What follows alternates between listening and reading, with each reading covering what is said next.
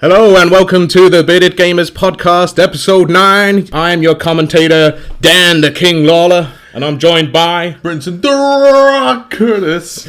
And let's get ready to Rumbleslam! So yeah, we're going to talk about Rumbleslam today. I like the little American sort of style commentators. Oh yeah, I do love that. So we watched WWE recently, didn't we? It's just like so many memories. So over the top, it's hilarious. So yeah, we are going to come back to Rumbleslam later on in the episode. So well, a couple of things to talk about though, haven't we, today? Yeah. So welcome to the Bearded Gamers Podcast. I'm Dan and this is Brent. Thank you very much for the invite. Yeah. You're here again, can't get rid of you. So what have we got coming up in the show today, Brent? Alright, so we wanted to do a quick rundown of the zombie themed night that we had recently. Yeah, so we held like a sort of dinner party themed party. That was really good, that was. Yeah. A lot of cool costumes. Yeah, I loved it. And then we're going to talk about Rumbleslam. We're doing a Rumbleslam League, so we're going to go over the first couple of games of that. Yeah, we set out a sort of new set of cool rules to work it into an awesome league. So we'll run down that and how it's going to work going forward. And the updates that we're going to give you guys. And last of all, we're going to do the road to Blackstone Fortress. Yeah, so obviously there's been a lot of hype in the sort of GW world recently about 40k version of Warhammer Quest, and it's called the Blackstone Fortress. So we thought we'd do like a little sort of trip down memory lane and sort of discuss our thoughts and our memories of previous Warhammer Quest games, including the first. What I like about that though is like ever since like Quest came out, I'm sure every bird who played it goes, "Oh, it'd be really cool if they did a 4K version." Of this. I think you're probably right. A lot of people have gone, that'd be awesome. Imagine if this was set in 40K. Yeah, and not sort of really knowing how that would work, but now we're going to find out. Yeah, they've done it, so we're going to... Yeah. It's not out yet, but hopefully, we'll have it in our hands I think it's this week. This weekend is coming out, so hopefully we'll have it in our hands. We can sort of test it out and try it, and we'll come back to it in another episode once we've played a few games. Yep, looking forward to it. Excellent. So we're going to kick things off by sort of talking about our zombie-themed dinner party. So we had a Halloween special episode last time, and we talked about the fact we were going to throw a zombie-themed sort of dinner party for Halloween. Yep, and we did. So this is a bit like the girls and guys party that we did. Yeah, before, boys v girls kind of night. So it was us and all of our partners. Yep. So if you're familiar with our gaming group now, it was me, Brent, Lance, and John, and all of our partners. So there was 8 of us in total. Yep. We did invite Roger, but he didn't come. He couldn't make it in the end. He wasn't zombie enough. So the plan was that basically everyone had to dress up as a zombie, either zombies or survivors. Yeah, so like you think about like Walking Dead or whatever, you could dress up as Rick or Carl, which is what Rachel was. Yeah, that's true. Yeah, your missus came as Carl, or the female version of Carl. He wasn't as annoying as he is in the show. So you could come over as a zombie or a zombie survivor or a zombie killer. Yeah, and we were going to make some zombie-themed food and then play loads of zombie-themed games. So we talked last time about some of the games that we played recently that we wanted to play with the rest of the guys. Mm-hmm. So we played Zombicide, Zombie Munchkin, and Dead Panic, which we did a breakdown of last episode, so go check that out. That's a really good game, that one is. Yeah, that was good fun. So we kicked off the evening with like cocktails and cocktails food with little eyeballs in them. Yeah, so I did like rum cherry cocktail. So they looked like red blood, and then I got like a sweet version of an eyeball effectively, and just dropped that in. So it's kind of like welcome cocktails as everyone came to the event. And then the food wise, I wanted to try and do something that looked like we were eating a human corpse. I know it sounds disgusting, but no, it looks really good. So you gone for a rack of ribs, which is So effectively, had rack of ribs on either side of a plate of lungs, and the lungs that I'd made like homemade sort of chili burger mix. Mm-hmm. So rather than making them all into individual burger patties, I just made them into 2 big, large lung shapes. Yeah. effectively. Put the ribs around them. Then we had, going down, we had a stomach. Which was made out of potato. Mashed potato moulded, but I dyed the mashed potato purple as well. Yeah. Just by adding some food colouring. There's one of those things where if you see like food at a completely different colour to where you were normally used to it. Yeah, I don't think it kind of puts you off. It's like, who was it who wouldn't eat something? Because it was just... Was it Rach? Rach, yeah. Yeah. But she had... eaten because Rachel's got a very, very small stomach. Like she has to eat every 5 seconds. It feels like sometimes, if she doesn't eat at her meal times, and I see what you're saying. But yeah, so she just got back from work and she was like, "I've got to eat now." So when she got there, she goes, "I've already eaten." So we had the mashed potato stomach, but yeah, so dyed purple, and also I'd got some kind of food colouring and sort of painted veins all over it as well to make it look pretty disgusting. Then moving down, we had a small and a large intestines, which I'd made out of sausage meat. So and various different sausages. I think I did chipolatas for the small intestine, and then a larger sausage meat selection that I'd cut into, made into sort of, when you see the picture of intestines in a science book or whatever, it's kind of lumpy and looks grim, doesn't it? But they're arranged in that certain way. So I actually looked at pictures, online to get to make it as much as anatomically correct as I could, essentially, which was good fun. Yeah. And then I made some stomach bile, which was essentially gravy with bits of tomato and red onion and stuff in there. But I'd put black food colouring in that, so it'd gone all black and nasty and horrible. It tasted really good though. Yeah. It looked disgusting, but tasted awesome. So I think the food went down really well. Most people seem to love it. Oh, we should really go over the costumes. So we had Lance and his partner came as zombies. I knew Lance was going to dress as a zombie. Any chance to do that? He loves the undead and things like that. He's obsessed with horror movies and that kind of thing. So so we're going to talk about Rumbleslam. His team is undead. Yeah. So he'd done zombie makeup and stuff like that. He'd done gashes and wounds. He had a bandage over his head with his guts of his brain pouring out and stuff like that. They got some really cool stickers as well. Open wound. I think wound stuff. Yeah, online. Yeah, so they both dressed up as zombies, which was quite cool. And then John and his partner Rachel came as survivors. Yeah, they'd tooled up with weapons and stuff like that. So John had a cool blood-soaked machete and a pistol, I think he had as well. Yeah. And he'd done scars all over his body with tattoos and stuff like that, which looked really cool. Not actual tattoos. He wasn't that committed to it. Just those ones that you have as a kid, where you have to transfers. Yeah, put a bit of hot water on or whatever, and it comes out looking really cool. I had some of them when I was younger. We all did. You're tattoo. You get older, you go, I don't actually want a tattoo now. I don't have any myself. And then, you and your partner Rach, you did a zombie. Yeah, I came as a zombie. I tore up my clothes, which was quite fun. I got some had some old clothes in the bottom of my wardrobe. Oh, you did use old clothes? Yeah. No, I didn't buy. Just got a new shirt and just rip it up. Swapped in HMV and go. Just rip this one up.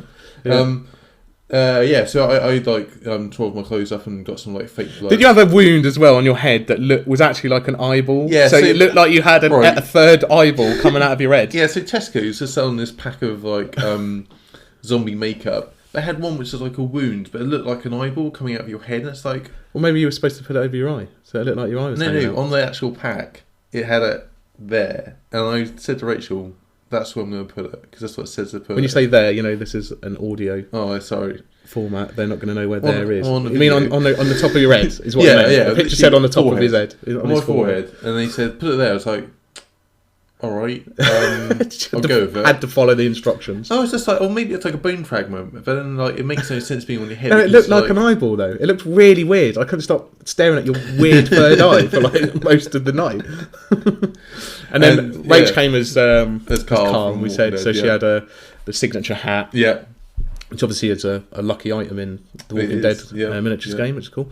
It had the same outfit as well. I think she dresses like that sometimes normally though, doesn't she? Yeah, Rach just likes to dress up with Carl. She's waiting for the Walking Dead. She cosplays as Carl all the time. And then, so me and my wife decided to take it a different route. We went Day of the Dead. Yeah. So we both... costumes are really awesome, actually. I don't know where you got one from, but... Just online, just some random website. But it was the... what is it? Day of the Dead Carnival thing. Yeah, Dias de los Muertos or whatever it is, Day of the Dead. So it's like proper makeup, skull full makeup, top hat, like elaborate flowers and feathers and stuff like that. Waistcoat, suit, kind of bottoms, gloves with skeletons on, and Shab had a beautiful dress that had like all sorts of crazy flowers, and we did like the skull makeup on her. That was quite hard to do. It took ages. I don't think mine looked the best. Shab obviously looks good because she's a girl, so they're used to putting makeup on. But me, like trying to look in the mirror doing makeup, I was like, oh. I want to get Shab to do it. Well, I didn't think that, did I? We're too busy making food, trying to do food, cook the food, and put the makeup on at the same time. It's pretty hard. And then we had to get all the food to Lance's as well. With a saucepan, trying to yeah, doing flipping bits while putting makeup on my eye. No, didn't work. But yeah, we got all it looked great in the end. We got all the food there. But you can check out the pictures on the Instagram. They're on there if you just look at the Bearded Gamers podcast. Look that up on Instagram. You can see all the pictures. And then the final bit of food actually we did a dessert, which we came back to later, which was, you can't have a zombie night and not feast on brains. Yep. Essentially, so I thought I'd be cool to get like a jelly mould, and I made like a blancmange type thing. So it was not normally when you get jelly, it's like see-through, isn't it? It's transparent. So I got like a blancmange style mix, so it made it more opaque, like a nice sort of pinky colour. Got a white iced cake. Did the blancmange and then put the brain on the top, and then I took some strawberry sauce. Mixed in with a little bit more. I put a bit of the black food colouring in there just so it didn't look like strawberry sauce. It looked a bit darker and richer. Like blood is more of a dark maroon colour, isn't it? So I'd done that and then just dripped that all over the brain, and it went through all the like little veins in the brain, and just it looked disgusting. So we had that for dessert, which was quite nice. Yeah, it was actually quite nice, actually. Excellent. And the games themselves were good fun. Yeah. So we started off. I thought I'd do like. Basically a game of werewolf, but I switched out werewolves for zombies. So yeah, just did the standard old storytelling game. Made up some cards, just handed them out to people, and played that just to sort of lighten the mood and get everyone ready for a sort of game, a games night before we hit the more heavier games. Yeah. So in the so to give an overview of how that game works, so you split into two teams almost. Like you've got zombies and you got the villagers. Yeah, the villagers or survivors or whatever. But then the villagers are further broken down to you've got one doctor. We had a doctor who could protect people, and a seer or a wizard or a witch or whatever. Yeah. Whatever you want it to be, who can determine who the other people are. So that the zombies are hidden in the rest of the group. And then you have like a night phase where everyone goes to sleep, everyone closes their eyes, and the zombies get to devour someone in the night. So you have to have someone who's a moderator, so that was me at this point. They'd gone, we'll kill this guy, we'll eat this guy. Obviously, just by pointing. Obviously, they'd know if not. It's quite good because basically everyone closes their eyes, so it's night time, and then you basically, the zombies awake, and they have to open their eyes, and then they can, they know who each other are. Yeah, they know who the zombies are, and then they got to devour someone. Then the doctor gets to wake up, and he... can choose to save someone if he thinks someone's gonna get killed, and then the seer or the wizard can wake up and he can. Was there like that doctor going me? No, he didn't. No, Lance was the doctor. He chose to save someone else. Yeah. But the zombies had actually eaten the doctor. So if he had picked himself, he would have been fine. But that didn't happen. And then the wizard or the seer or whatever, he comes out. He wakes up and he can point at someone, and then I, as a moderator, would tell them if they were a zombie or not. So the next day, when everyone wakes up, they have to try and figure out who the zombies are. So the wizard or the seer, if he'd found out who one of the zombies is, he could theoretically tell the other people, but then he'd then become a target to the zombies on the following night. See, I was a seer in that game, and that was like... you were? Yeah, I was, yeah. And it's really like... it's hard because like you want to reveal the information you have, but you don't want to get killed. Yeah, you don't want to get eaten by zombies. Because it's quite a powerful sort of person to be on the good side, because you have this information, but you can't go, oh, I'm just here, I will tell everyone all the information. Yeah, because then the next night someone's going to get him. Yeah, exactly. It reminds me of Resistance. It's a bit like that. Yeah. Avalon, those kind of games where Avalon is the King Arthurian version of Resistance, which has the Merlin, who has the same kind of role. But if the assassin works out who Merlin is, he'll just kill him. So yeah, that was just a bit of good fun, just to see, to get everyone in the mood, basically. The zombies ended up winning. They consumed their way through the entire village, which was fun. And then we tucked into some zombie themed board games for the night. Yep. So again, we thought we'd ramp it up to sort of more intense games. So we broke into, because there was 8 of us total, we broke into 2 groups of 4. Yeah. You went off and did. I done Munchkin Zombies.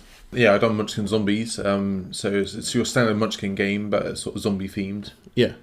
Well, that was the idea of the night, wasn't it? Yeah. And I did Zombie Flux with me, John, Rach, and Shab. Yeah.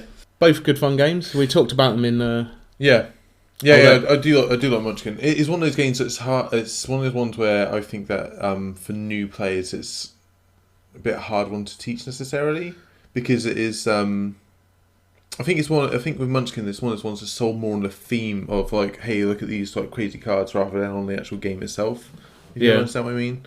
Yeah, so it took a while for Sam and Lance. There's a lot of me explaining rules and Sam just looking at me like, you could be talking French to me right now. I have no idea what you're talking about. But like after a couple of turns, she got into it. But I just think it's one of those ones where it takes a little while to sort of like get into it if you're new to the game. Yeah. So we thought that would be easier games to start off with, rather than delving straight into Zombicide or something like that. Yeah. And then on Zombie Flux on the other side, I ended up winning that game, but just through sheer luck of the cards and the way it goes. And then for the main event, we swapped around the group. So you were then I was with John and Rachel. John and Rachel, and I was with Lance and Sam. Yeah, and we played Zombicide, basic starting scenario, because neither Sam nor Lance had played Zombicide before. So what is the basic scenario in Zombicide then? It's just an easier one where you have to just kill the abomination and a necromancer and find the. It's just on a smaller map, effectively. Okay. It's not just. It doesn't add all more complicated rules and stuff like that. It's just a nice sort of simple, ease you into the game kind of thing. Oh, okay. But at the crux of it, Zombicide is actually a fairly simple game. It's just doing a series of actions, rolling a d6. It's quite simple as long as you've got someone who's played it before and knows how to do it. Yeah. So it actually worked out quite well, and because it's co-op, people get more invested in co-op games. I think especially if you've got someone who's new to a game, like playing co-op is a bit easier, because much better, yeah. Because if you're like trying to play against someone but also trying to teach them, it adds like you feel you can't necessarily play games at its full potential necessarily. Yeah, maybe. I suppose Munchkin was quite good, because Munchkin's kind of semi-cooperative, or at least cooperative to start off with, until everybody turns on each other towards the end. Yeah. So at least in those first few rounds, you can say, "Oh, I'll help you out." Give me a treasure, I'll help you out, that kind of thing. So ease them into it. So Zombicide was good fun. We just had a bit of a laugh. Lance loved it, because he loves anything with zombies in it, like I said. And then you played Dead Panic, which we obviously discussed in the last episode. How did it go with We done a lot better with the walls and whatnot. Because when we played it was just the 2 of us. Yeah. And you were playing with 4 people. Yeah. So it was a lot easier to keep the walls up. And we actually got the survivors kind of early on, like we weren't like, because I suppose in our one, like they took a while to sort of show up with the bits of the radio. Well, by the time they showed up, the cabin had been battered down. Yeah. There was nothing left of it. I think maybe just one cracked wall standing. I know we did have like a bit of an issue, because like John had 2 of the bits of radio and I had the other one, and with his he'd already done something, and then his final action was to and then I again had to give him part of the radio, and he goes, "I want you to just like put it together," and I was like, I can't. Yeah, there's 2 separate actions to do it. He goes, "This is stupid. What kind of radio comes in 3 parts?" There's a lot of discussion about the fact that who breaks a radio into 3 parts and then hands it off, sort of thing. Yeah, I think sometimes he takes rules literally. Doesn't like it's just a graphical representation. It doesn't have to be entirely accurate. If you wanted to break it down, it seems really weird that 3 survivors basically go, "I'm gonna there's a radio. We've got to get back to camp. I'll take one bit, you take the other bit, and you take the final part." That's because he likes electronics and stuff. He's like the tech guy out of all of us, isn't he? So he's like, it wouldn't come like this. It would be all pre-built. Like, well, yeah, probably, but this is a zombie apocalypse. I'm sure the wires come loose or something. Do you know what I mean? You've got to plug it back together. He thinks that someone's literally cut it into 3 jigsaw pieces and you've got to somehow rewire it together. So good fun. Yeah, it was really good fun. Yeah, everyone had a laugh. It was something a bit different to do for Halloween. Yeah. Rather than just have a party get together, party food or whatever. I like to keep things a little bit more intimate and play games and and get board games involved in a games night. So it's actually quite nice to play games where it's not so hyper competitive as well. Like, I'm not saying we are hyper competitive groups or normally, but like it's kind of nice to play games where it's a bit more relaxed. Yeah, well, that was the idea. So we played like into the night, didn't we? Yeah, it was really good fun. Absolutely had a laugh, and I'd love to do something again similar. Like we discussed before about the boys v girls nights. So we're gonna keep that up, have like a scoreboard throughout the year or something. I've hosted all sorts of board game themed nights in the past, and something that I'd love to do more of. It's just tricky to get everyone together all of the time, seeing as some of us have got kids and stuff like that now. I know. Not us yet, but but yeah, good fun. Anyway, so let's talk about something else. And they call him John Cena! So Rumbleslam. Yeah. We're going to do a Rumbleslam league. So the sort of basic idea is that there's how many are you in this league? So we've got 6 players. So it's going to be Dan, me, Brent, Roger, Lance, John, and our mate Greg. Yep. So we're all gonna. The idea is we can play the games on our games nights where not everybody's there. So like we said before, if everyone's at our games night, we normally do our campaign, basically like an Imperial Assault campaign or Warhammer Quest campaign, whatever. So this is the idea of this one, is that we're going to do, like Dan said, we're going to play on the nights where not all of us together, and they're going to be like home and away games, aren't they? So yeah, so the way I've sort of done it out is we'll have... I'd like to get, wrestling has got such a plethora of like cool characters and events and sort of themed. It's all about storylines and stuff like that. So I was trying to sort of figure out a way that we could do Rumbleslam and have that kind of ongoing wrestling-esque campaign sort of aspect to it. So I thought we'd do 2 like leaderboards, 2 stages to a leaderboard. So the first round we'll have everybody play everybody, and you'll play a home game and an away game like you're in your own casino, which is what they're called in Rumbleslam.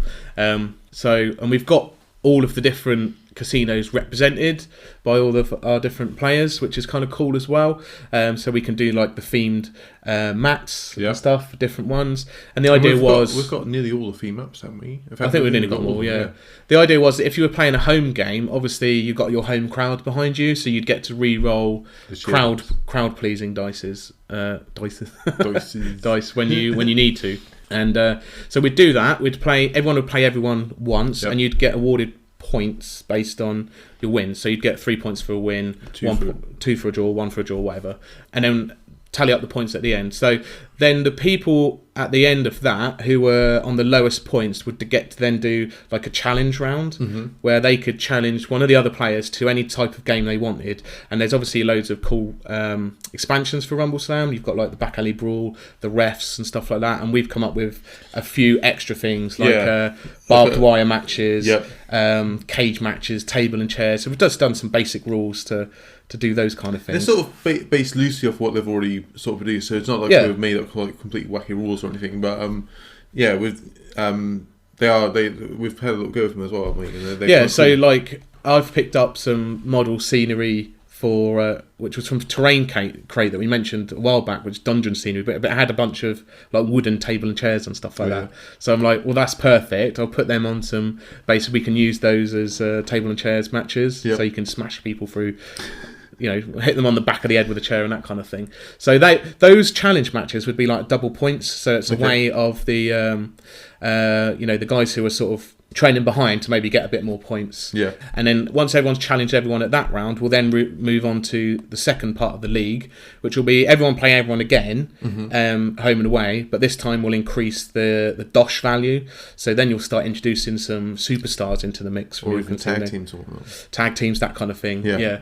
And then we'll have another challenge round, other different games, and then we'll finish it off with an epic Royal Rumble!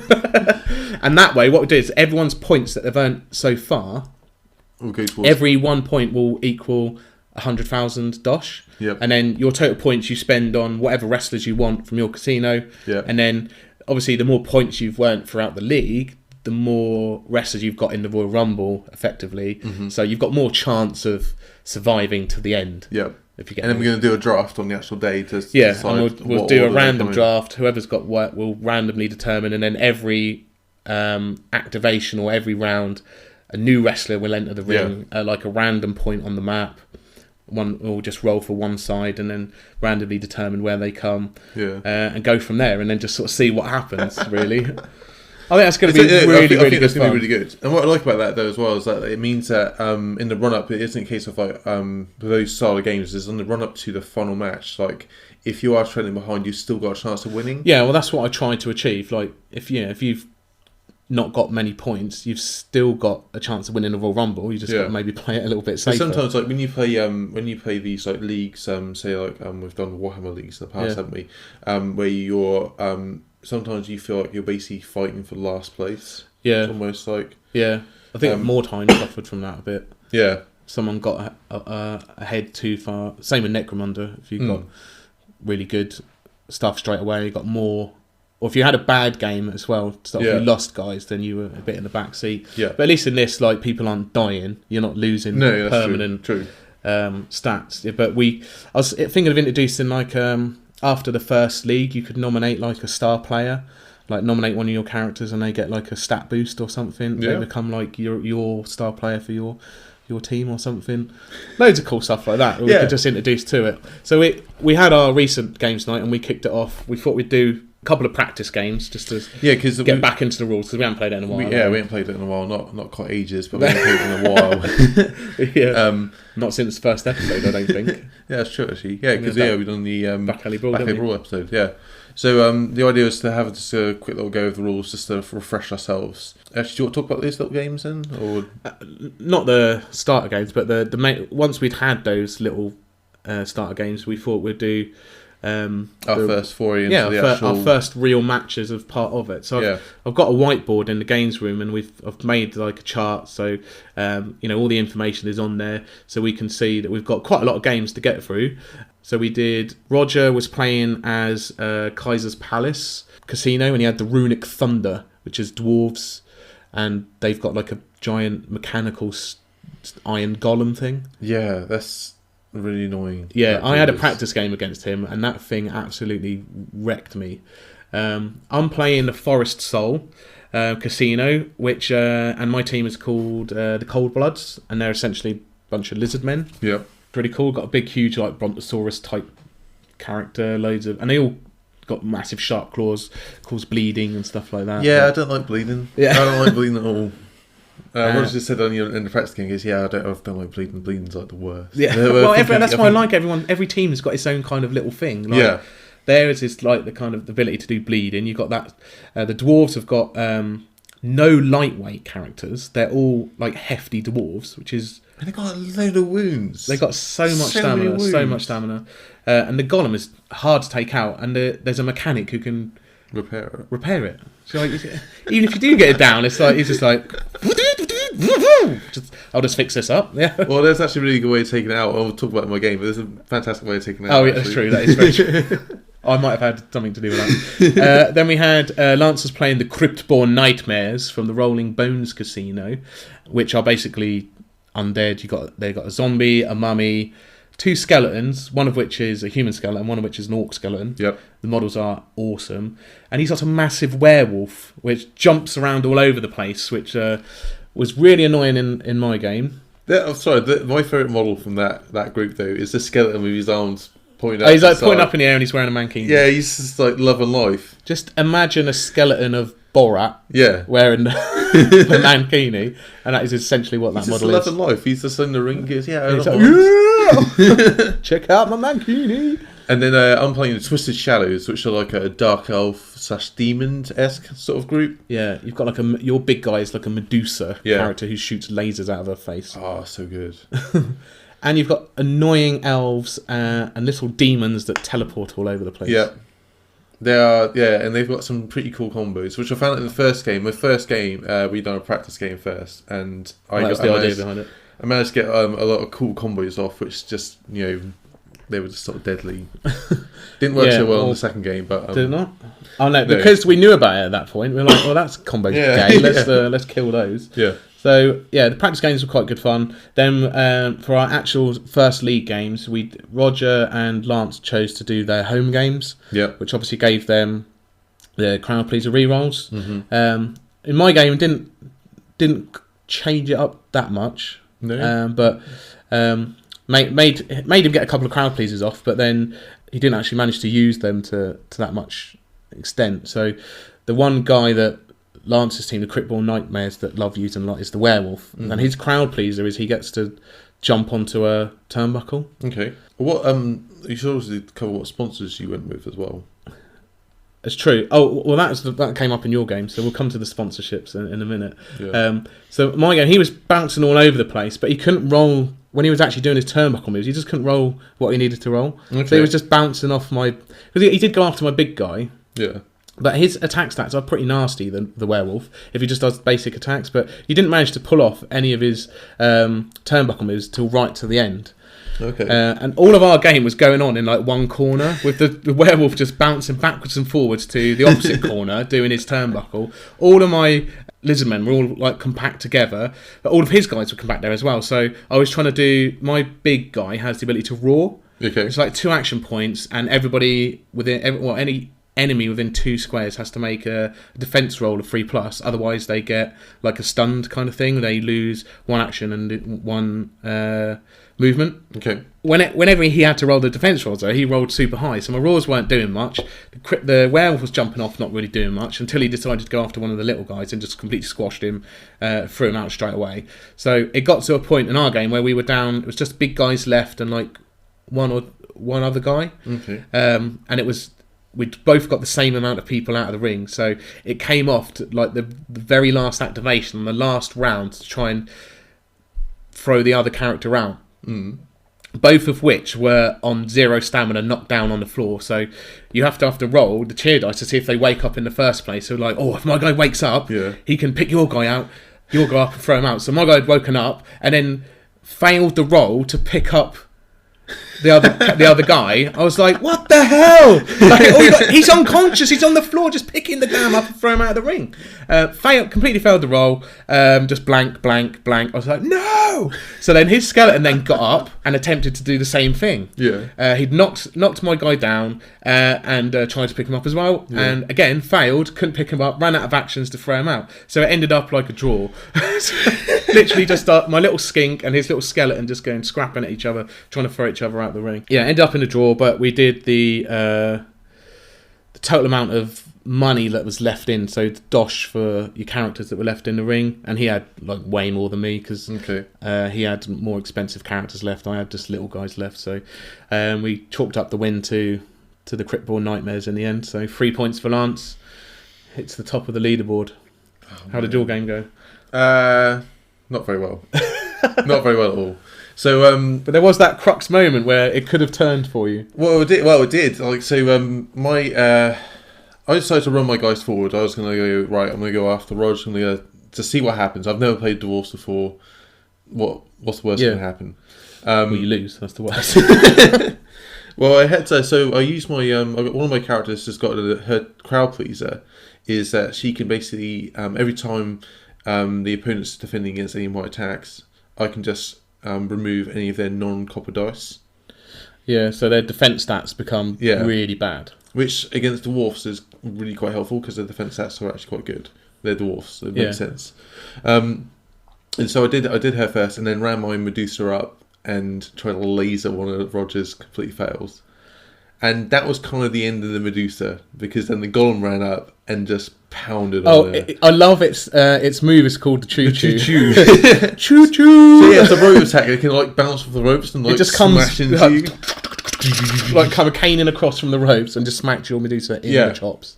And that really kind of like messed her up. So one of my other little dudes has got this, his crowd pleaser is that if he gets it off, he can do a thing called Shadow Step for the whole team. Which means your entire team can teleport. Can just teleport to anywhere on the board. That's not a turnbuckle. So did you try and get your Medusa out of harm's reach? Well, no, okay, so my plan was that I thought, if I leave her up against this golem dude, she's going to die. So I moved her to a different part of the board, but that basically put her in a position where she was then more vulnerable to the rest of his team. Well, what did you do that for? Because I wasn't really, because That was stupid. No, because my thinking was that she can handle them Right. better than she can handle this Golem, which is like currently playing trains at the minute. Yeah. So, but I moved her over there, and she just got pounded. She's got pounded because my guys are very good at attacking, but rubbish at defense. They've got not got very good defense, have they? And yeah. she just got pounded on. Massive dexterity, though. Yeah. Oh yeah. My guy's going to go first. They're going to hit hard, but they're a bit. I suppose a bit like elves on 40k. Yeah. Best for character. And they're going to hit hard and hit fast, but they're like paper. Yeah. So she then got pounded on and like thrown out of the ring. Really. Then was that the glory seeker guy who did that? Yeah. He's like the troll slayer, ginger. Yeah. Ginger bearded dude. This is then when Roger decided to use his crowd piece, the sponsorship. So yeah, we've all got a sponsorship each, which is if you take all of your team from the same casino, you get a sponsorship from that casino, and that can be various different things. So one of them is, which I had, is the Turian Tacos, which gives me the ability to move faster. You and Roger both took Eagle Airways, which allows basically the eagles from like Lord of the Rings. So they show up, they pick you up and drop you wherever you want to go, which meant that you could move your characters anywhere on the board. And that could be on a turnbuckle, unlike your teleportation move. And then Lance had chosen Orca-Cola, which meant that he gets extra actions. And he used that. In our game, he used it to get his werewolf got an extra action. But okay, that's actually quite good. Then that was a time that he fluffed his roll for his turnbuckle move. He then just twatted my big guy with a claw, which did way more damage. So should have just done that in the first place. So this is where Roger decided to use Eagle Airways to move his golem onto a turnbuckle because his golem has got a pretty cool turnbuckle move.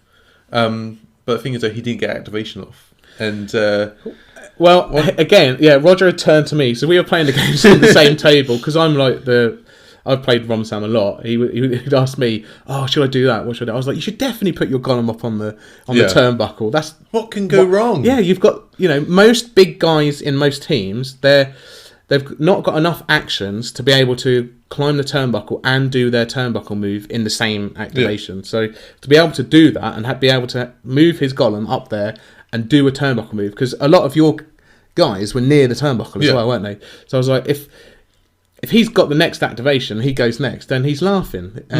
He can smack down on them. But I didn't realise that the golem didn't have the next activation. So we hadn't rolled that activation yet. This is surprise activation.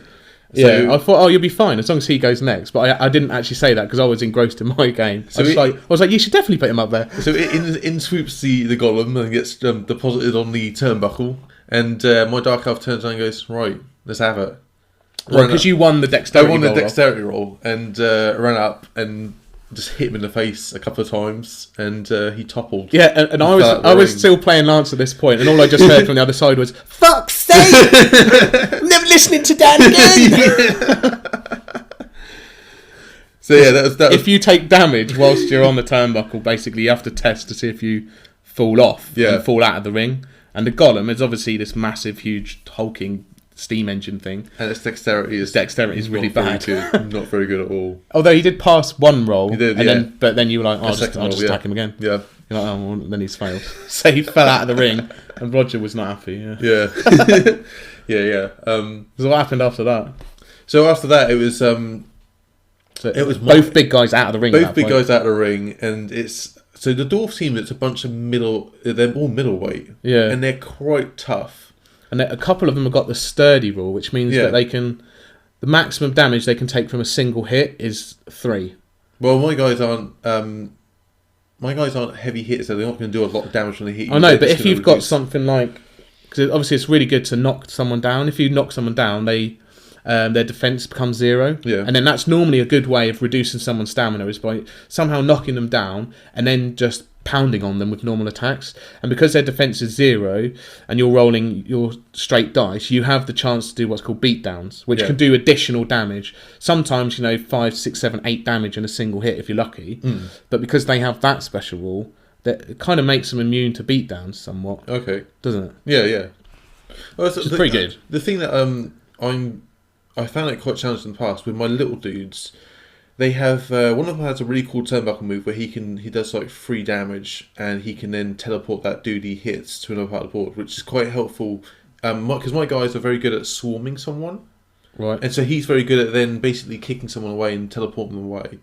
And my other dude, I still can't find I find him a bit of like a... I don't know can't work out what he does. Yeah. I know. I think I've got a guy like that as well. Yeah, because his one sort of thing he can do, he's got a crowd pleaser where if he gets it off, then his grapple move does dazed, knockdown, and 2 damage. But the trouble is, with a little guy, their grapple stat is not great. Yeah. Maybe you've got to use him against other little guys. Well, that's the thing. So against Roger, all his guys are pretty darn good at grappling. So if I set up against any of them... so basically, the rest of the game was me basically trying to get my guys in position to gang up on one of them. But I got 4 dwarfs all barreling down on me. Yeah. And the last couple of turns is he managed to beat down both my dark elves. I just had my 2 little dudes. And so you'd lost your as soon as one of those dark elves has gone, you've lost the combo to reduce the enemy defense. Yeah. No. So once I lost it, I lost that key dark elf. And she was out of the ring. So I just had my one dark elf lady and my 2 imp dudes. And Roger sort of he got rid of that. I managed to get the engineer down quite well actually. But once he found out one of my little imp dudes, my last imp dude was just right, there's 3 guys here. I got death grip. I can go up to them pull their fingers apart and try and I don't. There's not. So you really couldn't win at that point. No, and this is turn 4 or 5. I go right. I'm going to use my sponsor. I'm going to just teleport them to the other side of the rings. Dwarf's got movement of 3. Yeah, they're not going to get very far. It's true. They'll just have to bounce off the ropes. So what actually? It was quite a cool thing. His glory guy's got this rocket move where he can move 8. He slammed into one of the dark elves, just completely knocked her out. Yeah, that was it. She was just. Well, if you saw a dwarf flying towards you at the speed of a rocket, I think it'd knock you out as well. But no, it was a good game. I just think it was one of those things where I think going forward I need to work on my combos a bit more. Yeah. Yeah, because I did sort of maybe if I'd have used my my sponsor on the first turn, teleport all my guys over to him. Yeah, that way all my guys would be over there rather than dripping. I'm not sure if you can use sponsorships on the first turn. No, okay. I don't think you can, but I'd have to double check. Yeah. But that with Rumbleslam, it's cool. I love it. It's fun. Yeah, we don't play it enough, but now we've got this league going because we actually bought teams for everybody ages ago. Yeah. When it first come out, but when I started first getting into it, it was at least a year or so, a couple of years ago maybe. No, a year. I thought it was about a year. We were this is something we can really get into. Just didn't get a chance to get it to the table. We'd done other things, so I'm really happy that we've got a cool league going, and we can play that whenever we're not doing our main campaign. Yeah. Of which our main campaign is probably now going to be Blackstone Fortress, because that's it's coming out soon. So yeah, Rumbleslam, great. We'll probably come back to it another time. Yeah, definitely. Yeah. No, I think what was really it's one of those things though where there's so many different games that we sort of play that sometimes you go, oh, it'd really be great if we could do this in this game, and then you end up going, oh, we'll get involved in this game now. I mean, you sort of say about the fact that we've got Blackstone Force coming out and then you got to paint all that stuff up, but have you, because you've done a board for your Forest guys and Rumbleslam, haven't you? Yeah, I've done a 3D board. Yeah, because I'm going to paint that up for the Royal Rumble. We'll do the Royal Rumble in that. Yeah. And I'll paint up all the other stuff. But I always find that with different games, I'm involved in, my Legion guys, I've still got to paint them up. Yeah. I've finished putting together my Rumbleslam team. I've painted them all up. I've just got to put them back on bases and whatnot. Yeah, we'll just do it. And then I know, but it's one of those things that I've got so many little projects I'm sort of involved in. Yeah, well, that sometimes it does happen. You plan, we'd planned what we were going to do, and then something like Blackstone Fortress comes out, and we're we want to play that now, so now we've got to do that. But if we don't play it, definitely it feels like we're missing out. So, that brings us excellently onto our next feature. Yep. So we were going to have a little chat about Warhammer Quest in general and the way it's sort of led up to where we are now with Blackstone Fortress coming out soon. Yep. So, Warhammer Quest. Quest into the dungeons. Yeah, dungeon crawling adventures in the old Warhammer world before it became Age of Sigmar. Was my kind of first outing. Oh, before that actually was Hero Quest. I never played Hero Quest. Did you not have that? So, no. Oh man, my first the broadsword. The advert for that was amazing. I'm telling you, I remember seeing the advert, and I was like, and at that point, I'd been introduced to the hobby, to Warhammer, so I knew like orcs and goblins, that kind of stuff, and I was like, oh, this game looks insane. So I think Lance had a copy, or we got a copy together somehow, and we played that a few times. So that was my first real outing into. My first exposure to Warhammer Quest was actually through I used to know a guy, part of my scout group, who he was like mega into Warhammer. This is when I first started getting into Warhammer, and he used to basically do. So scout group, you must have been what, 12? Yeah. He used to get together. I wasn't ever like part. I used to listen to that because I didn't really understand how it worked. But he used to basically like do. He used to like tell stories, and then like you go like, okay, this is what I want to do in this interaction sort of thing. He based it on Warhammer Quest. He'd be like, okay, so you break open a door, and there's 4 beasts, and what do you guys want to do? And that's my first exposure to Warhammer Quest because he based it off the game. Oh, okay. What these are the activities you did in the scout group? This is the stuff we do by ourselves. This was something that they arranged. There you go. Okay, we're going to go off into we're going to camp at this place, and there's activities during the day. But in the evening, like when we have you do little RPG story kind of like mini D&D sessions without all the dice and stuff. Yeah, this guy would sit down and go, okay, so you're an elf, you're a dwarf, you're a wizard, and you're a barbarian. You're in a dungeon. This is what's going to happen. So you just tell a story, and tell a story, and kind of like a live version of a choose your own adventure book. Yeah. Oh, that's awesome. So people would sit there and you go, okay, I want to hit this guy. He goes, all right. So you try to hit him, and you successfully chop off his arm. What are you going to do? What are you going to do? Sort of thing. Like, I like that. That's awesome. So both very different intros into that kind of world. So Hero Quest had a kind of board that was sort of modular, and the fact that you'd put tokens on it to represent doors and stuff like that, but it was kind of static. You had your barbarian, your dwarf, those classic characters. I've still got the set, still got the models. Okay. I've painted them up as well. Look great. I'll try and get some pictures up. And it was the classic dungeon crawl in a box, which was great. We absolutely loved it. Played it loads, come up with customized our own scenarios and all that sort of stuff. And this was when we were like, I don't know, 8 or 9, 10 years old, something like that. Then after that, obviously the classic, the kind of holy grail version of Warhammer Quest came out, the one that we know and love.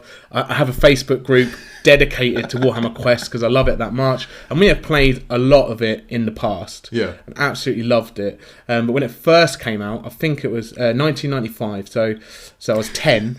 I thought we should go back in time to 1995. Growing up in the 90s, I was obsessed with it. I think so was Lance, because we grew up together, me and Lance. We played a lot of it.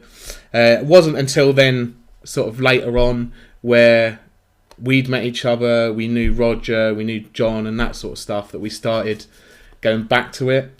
And this was I remember playing 15 years ago now, maybe. Even with Chung like and whatnot. Like, we used to play... our friend Jason Chung. Yeah. He got involved. And we had a really good questing party. We had a group going for quite some time. I think at that point, I was kind of GMing, but I was GMing from I was still in the party. Yeah. So I was kind of like playing a wizard character in Warhammer Quest, who would... I think I made him like blind... Okay. In the game, so he was kind of like this background character. He wouldn't really have. He was kind of like the healer. He'd stay at the back, not really do too much in the game, but he was there to kind of guide and give wisdom to the rest of the party. And I think at that point we had Roger, who was playing a barbarian. Right. Crom, his name was. Yeah. You was an elf. Yep. Remember you had an elf character. So I love the elves. I always love that like elf and dwarf relationship. Well, yeah, John was the dwarf. Yeah. And then, so that was all the main characters. I think Chung joined us a few times as this kind of enigmatic chaos warrior guy who show up every once in a while. he likes chaos. He was always into that kind of side of things. So we were like, oh, we'll try and work him into the story somehow. He didn't. I don't think he played every single session, but he came along with the party sometimes, which was good fun. Was Lance playing with us at that point? I don't think he was. I don't know. It was this is 15 years ago, man. Yeah, it's a long time ago. Yeah, I'm not sure if Lance was part of that group or not. But anyway, we were playing. That campaign lasted quite a while. Yeah. That's the thing though with the original Warhammer Quest, like it's really in depth. Like, so open ended. And the way they'd done the books, like the roleplay book, gave you, it kind of was like a key to open the door to this massive world of possibilities.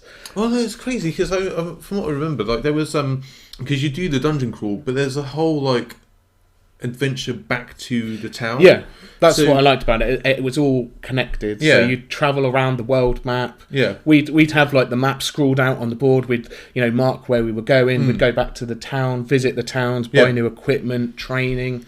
That was all part of the advancement of the character. But I think the reason I love it over something like D&D is the fact that you've got those. It's all dungeon tiles that interconnect in different ways.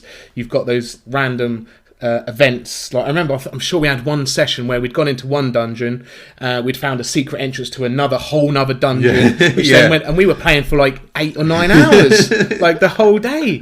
And I was like, I loved that. And, I think we were at sort of college at the time, so we were still living with parents. We had enough time to be able to do stuff like that, which is great. But I just loved the open-ended nature of it.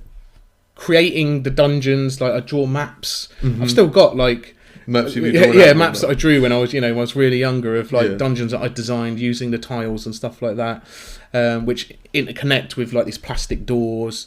And the actual set came with loads of beautiful models. They look pretty naff now. Not as bad as the Hero Quest ones, but although the characters themselves, I think, hold up. Yeah, they look great.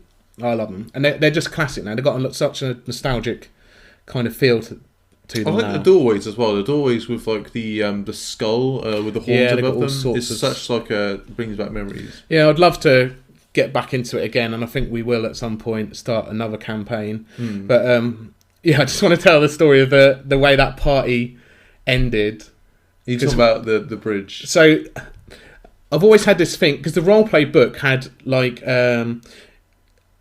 statistics for all the different monsters and everything that you could ever want to encounter. So, but you'd need every single Citadel miniature that was ever created to do them all. And I'm still not completed that quest of getting all of the models that are in that book, which I would love to do. Anyway, the strongest, most toughest monster in that book is the Greater Demon of Khorne, the Bloodthirster. Yeah, who is a level 10 monster. So you can only go from level 1 to 10. 10 is the maximum level for your character. At that point, you've kind of maxed out all your stats and stuff like that. We've never got to level 10. Yeah. Never fought a Bloodthirster, but that's the dream. That is the dream, that one day we'll go back and we can say, defeated a level 10 Bloodthirster monster. I cannot wait to do that. But inevitably, things happen. The story goes in some way. Yeah. And I remember in that particular one, I think we were level maybe 5 or 6. We were quite far away into it. We got quite heavily into the campaign. Yeah.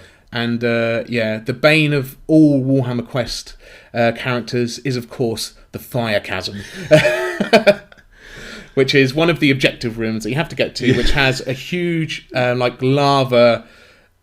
Think Mount Doom, Lord of the Rings, that kind of things. Huge lava flow with a flimsy little wooden bridge going over it. And that's most of the scenarios, like they want you to cross the bridge in order to get to the other side to get to like some treasure or whatever. And I remember Roger had a skill or something that allowed him, or an item that allowed him, with the kill of a strong character, of an enemy, he could double the amount of experience he got from that enemy. And I remember just a room or two before the Fire Chasm, there's another stat you have, which is luck, which is basically you can spend luck for a reroll. Yeah.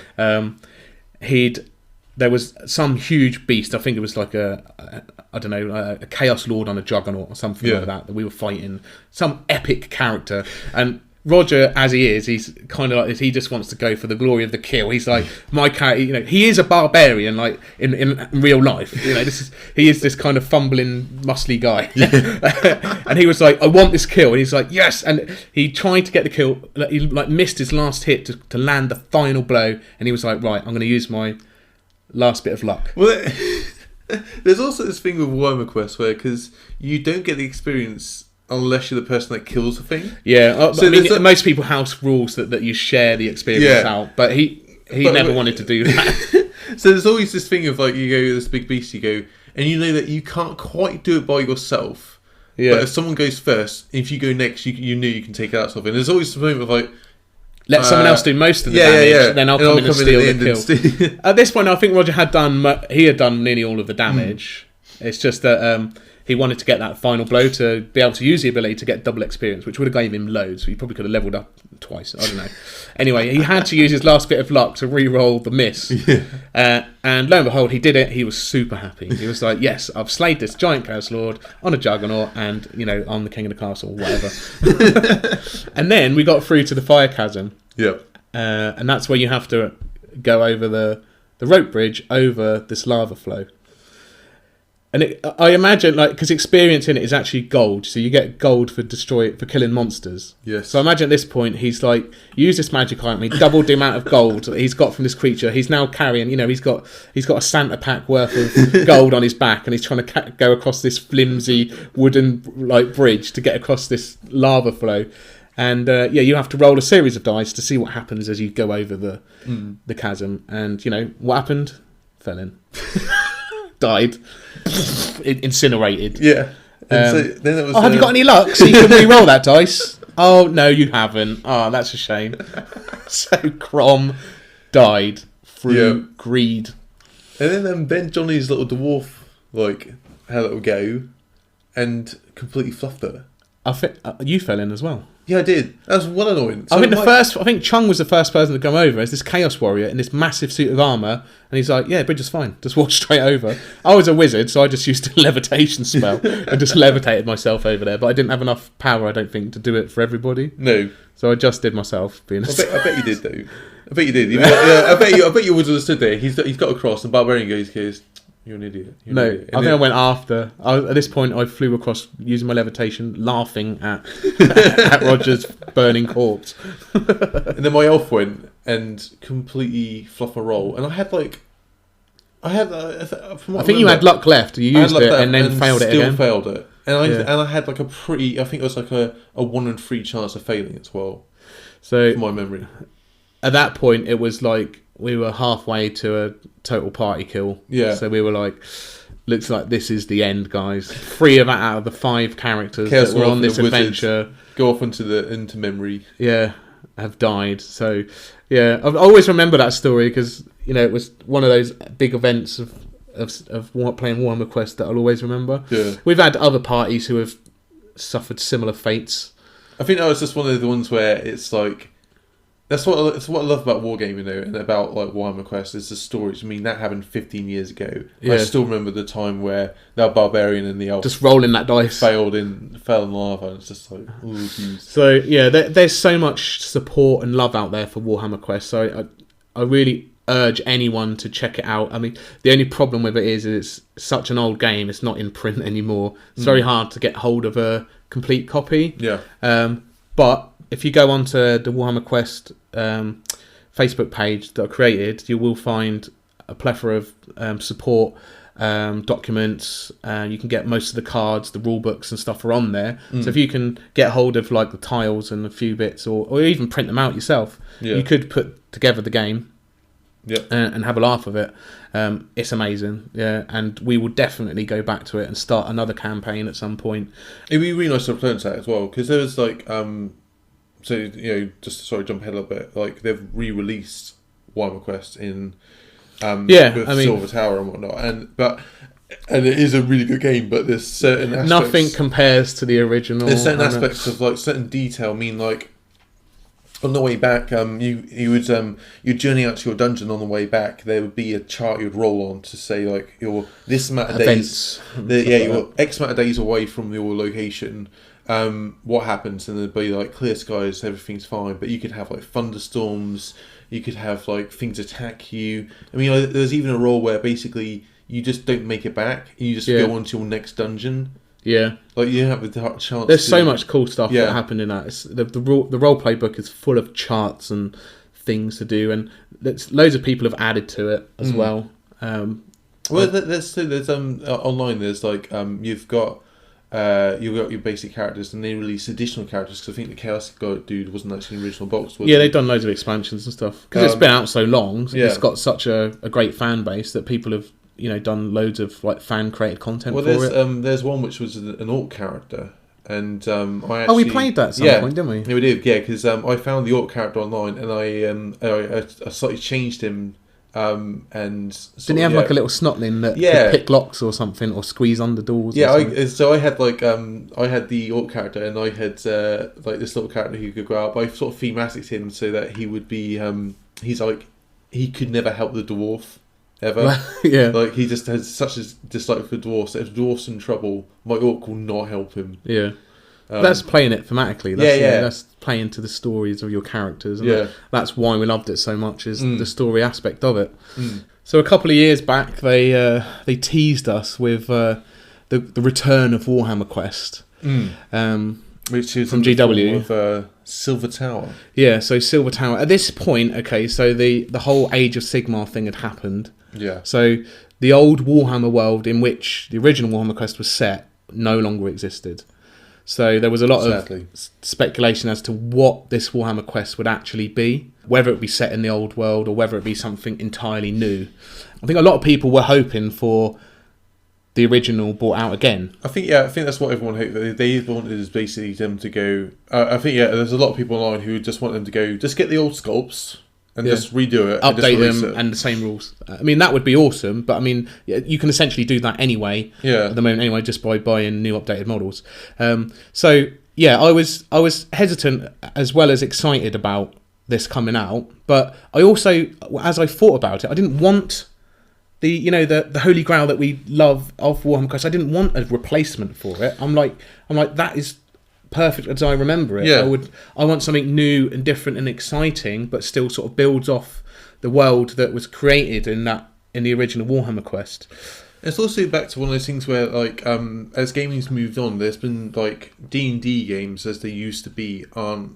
It's not the same. They're not the same. Games have evolved, over the time. So it developed to a point where they're very different now. And the way that game culture is now, like it's a bit easier. A lot of games now you play now are a lot easier to get into. Warhammer Quest, as it stood, it's originally probably wasn't the easiest to get into. It wasn't easiest. I mean, it was sort of reserved for people who were very much into that sort of that sort of game culture. And what they've done with Silver Tower is bring it back up to. They updated it, made it really easy and accessible. So what we got was very different from the original Warhammer Quest, but was something new, different and exciting, and that I actually really enjoyed. So, and the story behind it as well is cool. really, really good. It does explain it, because the problem with Warhammer Quest is that with the additions on, so you could have a Chaos Warrior in your team sort of thing, but it's like, why would he be there? Why would a Wood Elf hang out with a Chaos Warrior? What is your explanation? I mean, that's about the only one, but the way they've done the story in Silver Tower is that you're in like this. Essentially, the Silver Tower is controlled by the Lord, like a Lord of Tzeentch, this demon who's trapped these warrior souls within his tower, and he's created these tasks or feats that they've got to complete in order to escape. So he's like the puppet master controlling all of the tower, and it's all set within this tower. So all of the tiles are like themed to a Tzeentchian tower of death and traps and all sorts, which is different from the original quest, which was just like a generic dungeon, which is great, and the artwork was amazing. Absolutely loved it. And the dice system was different, the characters were different, but it set up the fact that any character from sort of any background of the Age of Sigmar universe would quite happily fight together to escape this labyrinth of traps and which is kind of destruction. Cool, because I like stories or films where two people who don't like each other would not want to be together. It's like the whole classic buddy cop kind of thing. You've got the guy you think about, or twins, you think about Arnold Schwarzenegger and Danny DeVito. Yeah. Complete opposites working together for a common goal. Yeah, it's like normally these two guys, if they're anywhere else, then they would, they'd smash each other's faces and they'd be or never even talk. Yeah, but they're in a situation where they have to work together in order to achieve a goal. So they kind of simplified it all down, made it really accessible for people. They made a kind of self-contained story. There was none of the travelling back to the town, leveling up your character, gaining experience, that kind of thing. They simplified it, so it was more of a self-contained story and game, which is fine. I loved it. The actual books and stuff that you got in were nowhere near as in-depth as like the roleplay book from the original Quest, but had a lovely, cool, self-contained story. And we played through, I think there's about 9, 10, 11 different kind of scenarios, which have random generation elements to them. So even if you played the same one multiple times, it would be slightly different, which is cool. The enemies would be slightly different. And the enemy models that they brought out were not the orcs, goblins, Skaven kind of thing from the original. They were new, different, exciting enemies that we'd not faced before with a new kind of system for fighting them.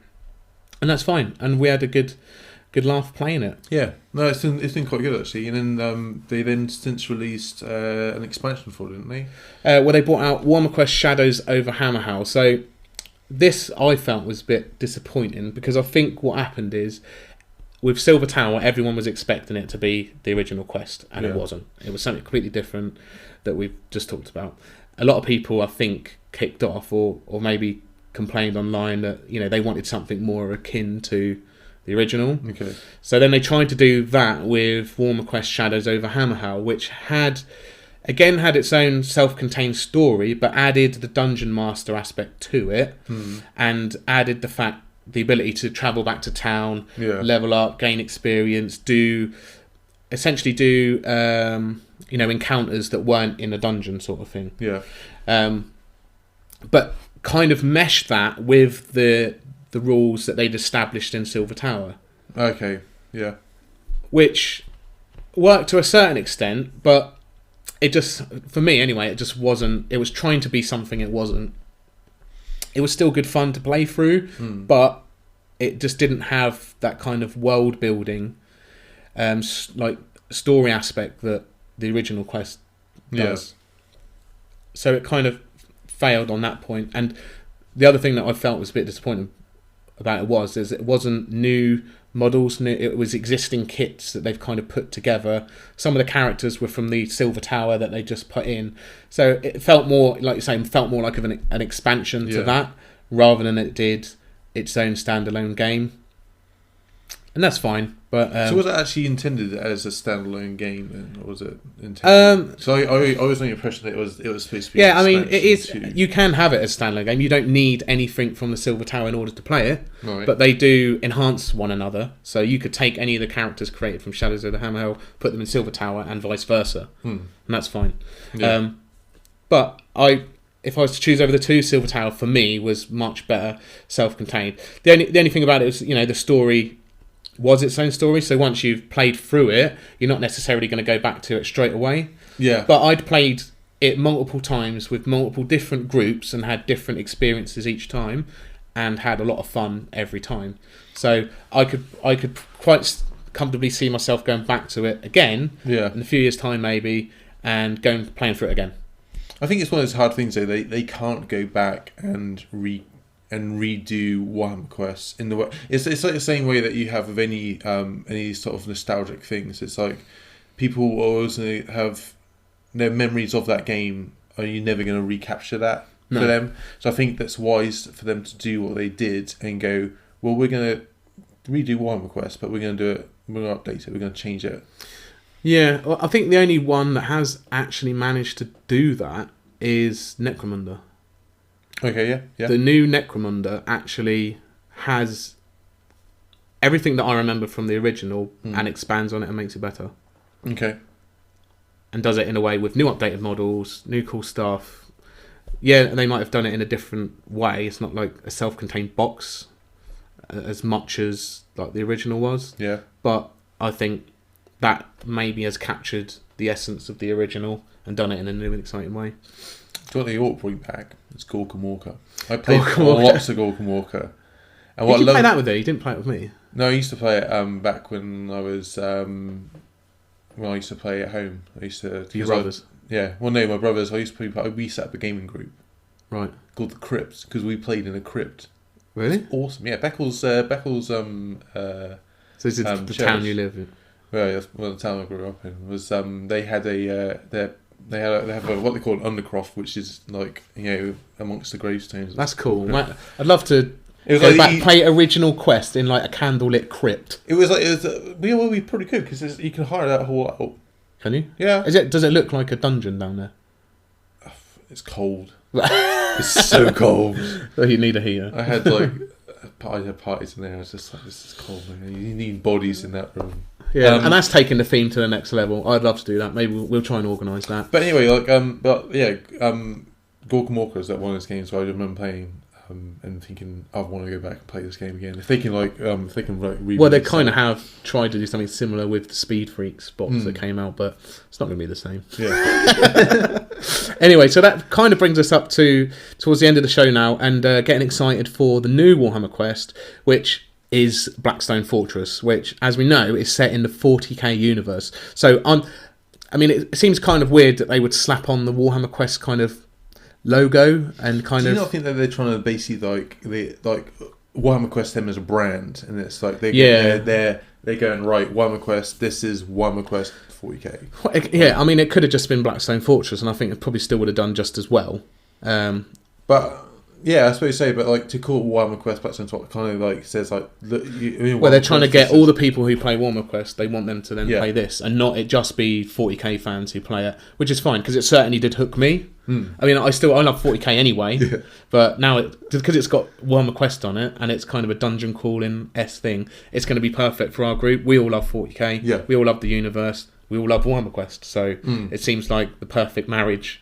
That is eventually going to happen. And what I like about it again is it's that idea of they've got a ream of different characters. So they've got like a crew. They've got 2 rattling snipers, which is like you're playing 2 characters as one. That's going to be interesting to see. Yeah, that was the one thing that excited me the most, was figuring out what the character types would be, because you're obviously not going to have an elf, a wizard, a dwarf, and an elf. Right? Although technically there is an elf in it, because you've got the Eldar. You've got a weird robot guy. It's kind of like your rattlings. They're like the size of dwarf. They're kind of the dwarves. Yeah. So it does sort of build off the original kind of stereotypical dungeon crawling guys. But I'm very excited to play it. From all of the stuff that I've seen come out so far, it looks like it's different enough that it's not the same as Silver Tower or what do you want Hammer Hell? Because it sounds like what they've done is they've taken what they did with Silver Tower and expanded it out there, because you have like because what you're searching for is the Blackstone Fortress, aren't you? The Blackstone Fortress is the whole thing. You're actually searching for a vault within it. So you do like what would be a dungeon you'd go into would essentially like a combat encounter on a section of the Blackstone Fortress. You're trying to find clues to unlock location of this vault, essentially. We're just going to have to see how it is when we eventually get our hands on it. But we're excited about it. We just thought it'd be cool to chat about some of our exciting memories of original quests and go from there. And hopefully this will create new awesome memories. Yeah, exactly. Yeah, it's gonna be good because like when you put we've talked about this before. Like when we played the original quest, it's like what would be like if it was 40k. Yeah, and they've done it.